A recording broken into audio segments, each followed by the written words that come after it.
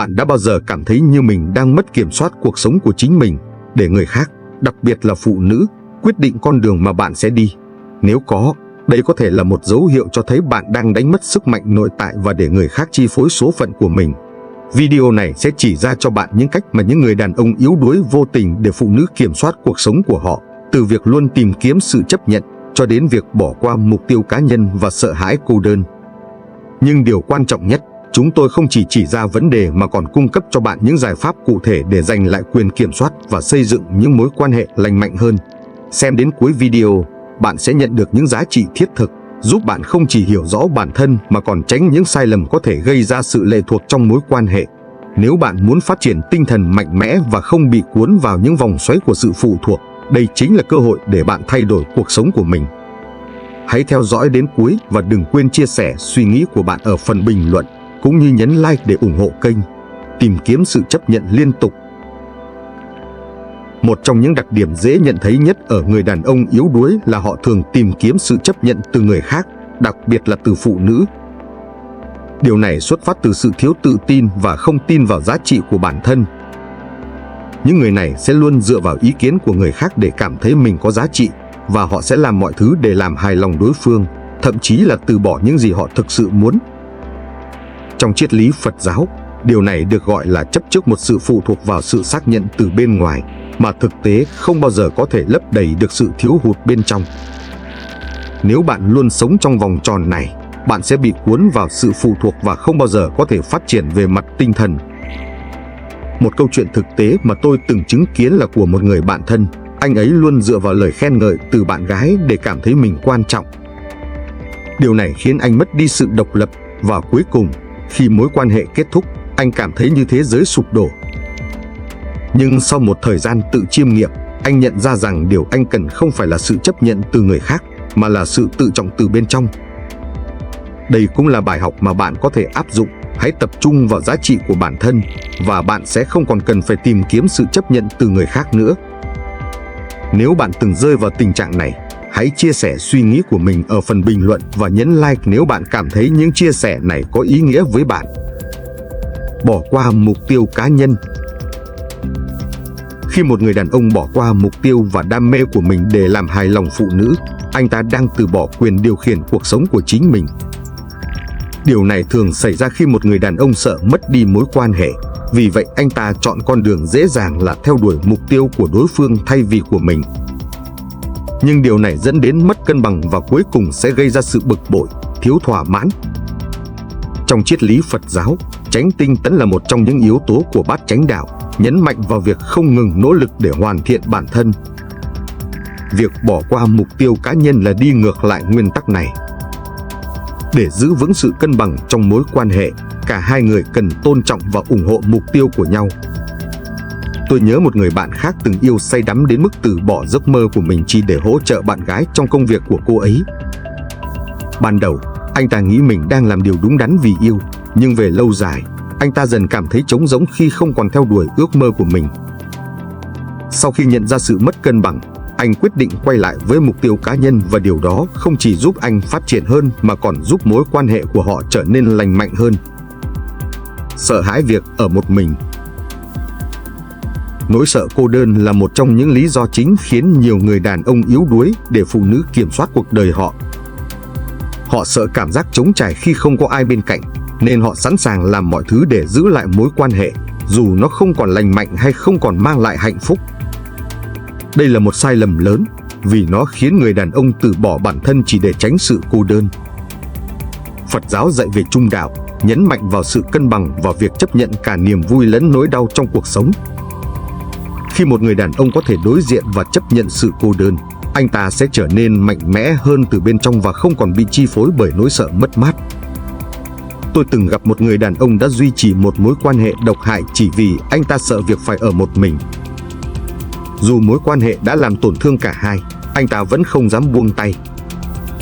Nhưng sau khi trải qua một thời gian tự suy ngẫm, anh đã học cách trân trọng thời gian ở một mình và hiểu rằng sự cô đơn không phải là điều tồi tệ. Thực tế, nó mang lại cơ hội để phát triển và tìm lại giá trị bản thân. Tặng quà để bù đắp. Nhiều người đàn ông yếu đuối nghĩ rằng việc tặng quà và dùng vật chất để làm hài lòng phụ nữ sẽ giúp duy trì mối quan hệ. Họ không nhận ra rằng điều này không những không mang lại hạnh phúc thật sự, mà còn khiến họ lệ thuộc vào vật chất và đánh mất chính mình. Phật giáo nhấn mạnh rằng sự ham muốn về vật chất là nguồn gốc của khổ đau. Hạnh phúc thực sự không đến từ việc sở hữu hay tặng quà, mà từ sự thấu hiểu và kết nối tinh thần. Hy sinh quá nhiều cho mối quan hệ. Một trong những dấu hiệu rõ ràng nhất của một người đàn ông yếu đuối là việc hy sinh quá nhiều cho mối quan hệ. Họ cho đi tất cả mà không nhận lại, chỉ để duy trì tình cảm hoặc tránh việc bị bỏ rơi. Điều này không chỉ khiến người đàn ông mất đi giá trị bản thân mà còn khiến họ dần trở thành kẻ phục tùng thay vì là một đối tác bình đẳng trong mối quan hệ. Trong Phật giáo, sự hy sinh không được khuyến khích nếu nó dẫn đến sự khổ đau cho chính mình. Đức Phật dạy về từ bi, nhưng lòng từ bi ở đây không có nghĩa là hy sinh vô điều kiện, mà là biết cách yêu thương bản thân trước khi yêu thương người khác. Một mối quan hệ lành mạnh cần có sự cân bằng giữa việc cho đi và nhận lại, nếu không, nó sẽ nhanh chóng trở thành gánh nặng. Một câu chuyện minh họa rõ ràng nhất là về một người đàn ông tôi biết, đã hy sinh cả sự nghiệp, bạn bè và sở thích cá nhân để tập trung toàn bộ vào việc chăm sóc người yêu. Ban đầu, anh ấy nghĩ rằng điều này sẽ giúp mối quan hệ thêm bền vững, nhưng thực tế, nó chỉ làm cho anh trở nên mệt mỏi và mất đi sự tôn trọng của chính mình. Khi anh nhận ra sự hy sinh quá mức không mang lại hạnh phúc, anh quyết định thay đổi, giữ lại những gì quan trọng nhất đối với mình, và từ đó mối quan hệ của anh trở nên lành mạnh và bền chặt hơn. Nếu bạn cảm thấy mình cũng đang hy sinh quá nhiều trong mối quan hệ, hãy bình luận ý kiến của bạn ở dưới và nhấn like để chia sẻ kinh nghiệm của mình. Bỏ qua cảm xúc cá nhân. Một trong những điều tệ nhất mà người đàn ông yếu đuối có thể làm là bỏ qua cảm xúc của chính mình. Thay vì bày tỏ cảm xúc, họ chọn cách im lặng hoặc giấu đi để tránh xung đột. Họ tin rằng điều này sẽ giúp giữ gìn mối quan hệ, nhưng thực tế, việc chôn giấu cảm xúc chỉ khiến tình hình tồi tệ hơn. Trong Phật giáo, chánh niệm là một khái niệm quan trọng giúp chúng ta nhận diện và hiểu rõ cảm xúc của bản thân.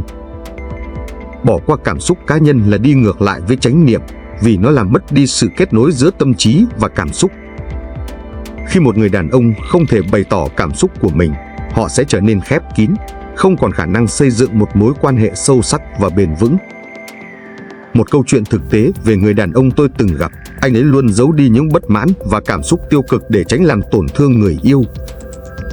Nhưng lâu dần, những cảm xúc bị đè nén đã tích tụ lại và biến thành những cuộc cãi vã lớn hơn, khiến mối quan hệ của họ trở nên căng thẳng. Cuối cùng, khi anh ấy bắt đầu học cách bày tỏ cảm xúc một cách chân thành, họ đã có thể hiểu và thông cảm cho nhau hơn, mối quan hệ của họ cũng được cải thiện đáng kể. Không đặt ra ranh giới trong mối quan hệ. Đặt ranh giới là điều vô cùng quan trọng trong bất kỳ mối quan hệ nào. Tuy nhiên, những người đàn ông yếu đuối thường không biết cách thiết lập ranh giới, hoặc thậm chí còn sợ làm điều này. Họ lo ngại rằng việc thiết lập ranh giới sẽ làm mất lòng người yêu hoặc phá hỏng mối quan hệ. Nhưng thực tế, không có ranh giới sẽ chỉ làm cho mối quan hệ trở nên mất cân bằng và dẫn đến sự bất mãn. Phật giáo dạy rằng trung đạo là con đường cân bằng, không quá nghiêng về bất kỳ bên nào. Trong một mối quan hệ, sự cân bằng này có thể được duy trì thông qua việc thiết lập ranh giới rõ ràng và tôn trọng lẫn nhau. Đặt ranh giới không có nghĩa là ích kỷ hay độc đoán, mà là để bảo vệ cả hai bên khỏi những tổn thương tinh thần không đáng có. Tôi nhớ đến câu chuyện về một người bạn đã trải qua một mối quan hệ mà anh ấy không bao giờ dám nói không. Điều này khiến anh ấy phải làm rất nhiều thứ trái với ý muốn của mình, từ việc thay đổi thói quen đến từ bỏ các mối quan hệ xã hội chỉ để giữ cho người yêu hài lòng. Sau nhiều tháng chịu đựng, anh cảm thấy vô cùng bế tắc và không hạnh phúc. Khi anh bắt đầu thiết lập ranh giới rõ ràng, ví dụ như yêu cầu có thời gian riêng tư, hoặc từ chối những yêu cầu quá đáng, mối quan hệ của họ đã trở nên lành mạnh hơn và anh ấy cũng tìm lại được sự tự do cá nhân. Đánh mất sự tự tôn. Tự tôn là nền tảng của một cá nhân mạnh mẽ và độc lập. Tuy nhiên, nhiều người đàn ông yếu đuối thường đánh mất sự tự tôn của mình trong mối quan hệ. Họ chấp nhận bị kiểm soát, thậm chí bị lạm dụng, vì họ tin rằng điều này là cần thiết để giữ được tình cảm. Nhưng điều này chỉ làm họ trở nên phụ thuộc và mất đi giá trị của mình trong mắt người khác. Phật giáo dạy về vô ngã, tức là không bám víu vào cái tôi cá nhân, nhưng điều này không có nghĩa là từ bỏ giá trị bản thân. Sự vô ngã ở đây là để giải thoát tâm trí khỏi sự ích kỷ, chứ không phải là chấp nhận sự bất công hay lạm dụng. Một người đàn ông cần giữ vững sự tự tôn để duy trì sự cân bằng và phát triển trong mối quan hệ. Một người bạn khác của tôi đã trải qua một mối quan hệ mà bạn gái anh ấy liên tục chỉ trích và làm anh ấy cảm thấy vô dụng. Dù bị tổn thương, anh vẫn im lặng vì sợ mất đi mối quan hệ. Cuối cùng, sau khi gặp gỡ một nhóm bạn hỗ trợ, anh nhận ra rằng mình cần giữ lại sự tự tôn và quyết định chấm dứt mối quan hệ không lành mạnh này. Điều này không chỉ giúp anh tìm lại sự tự tin, mà còn mở ra cơ hội cho một mối quan hệ mới lành mạnh và tôn trọng hơn. Sợ đối diện với sự thật. Một người đàn ông yếu đuối thường sợ phải đối diện với sự thật khó chịu trong mối quan hệ của mình. Họ có thể biết rằng mối quan hệ không lành mạnh hoặc không hạnh phúc, nhưng họ lại cố gắng tránh né, hy vọng mọi chuyện sẽ tự nhiên thay đổi. Nhưng thực tế, sự né tránh chỉ khiến vấn đề trở nên nghiêm trọng hơn. Trong Phật giáo, chánh kiến nhấn mạnh vào việc thấy rõ sự thật và chấp nhận nó. Không thể né tránh hoặc chạy trốn khỏi thực tại. Đối diện với sự thật là bước đầu tiên để thay đổi tình trạng hiện tại và tìm kiếm hạnh phúc đích thực. Tôi từng nghe về một người đàn ông đã sống trong một mối quan hệ đầy mâu thuẫn và căng thẳng, nhưng anh ta luôn từ chối đối mặt với sự thật rằng họ không còn phù hợp. Thay vì thảo luận về vấn đề, anh ấy cứ tiếp tục hy vọng rằng mọi thứ sẽ tự cải thiện. Nhưng sau khi có một cuộc trò chuyện chân thành với chính mình, anh quyết định kết thúc mối quan hệ. Điều này giúp anh tìm lại sự bình yên và cân bằng trong cuộc sống. Nếu bạn đã theo dõi đến đây, bạn đã hiểu được rằng những người đàn ông yếu đuối không chỉ đánh mất sự tự do của mình, mà còn để người khác kiểm soát toàn bộ cuộc đời họ. Tuy nhiên, điều này có thể thay đổi nếu bạn biết cách nhận diện vấn đề và chủ động thực hiện những thay đổi cần thiết. Việc xây dựng mối quan hệ lành mạnh, tôn trọng bản thân và duy trì sự độc lập cá nhân là chìa khóa để bạn không còn bị cuốn vào vòng xoáy của sự lệ thuộc. Hãy nhớ rằng, bạn không cần phải là người đàn ông yếu đuối để có một mối quan hệ hạnh phúc. Sức mạnh thực sự nằm ở việc biết yêu thương bản thân, thiết lập ranh giới và không sợ đối diện với sự thật. Và cuối cùng, đừng quên để lại bình luận chia sẻ ý kiến của bạn, cũng như nhấn like nếu bạn thấy bài viết này có giá trị.